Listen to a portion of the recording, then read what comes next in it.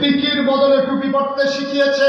সেই ৯২% মুসলমানের দেশে মুসলমান নামধারী ঢাকা ইউনিভার্সিটির প্রফেসর যখন পর্দার বিরুদ্ধে কথা বলে, তখন আমি সেদিন বলেছিলাম খোদ রাজধানীতে শীততাপ নিয়ন্ত্রিত কক্ষে বসে পুলিশ পাহারায় ইসলামের বিরোধিতা করে শহর পাল্লে চুরুতির জমিয়ে সমানো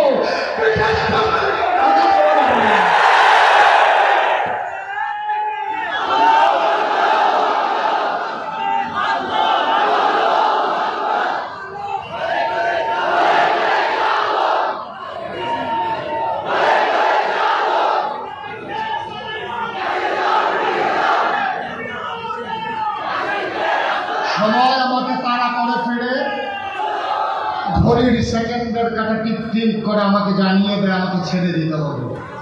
রাষ্ট্রীয় প্রোগ্রাম, সাংগঠনিক প্রোগ্রাম, নিজেদের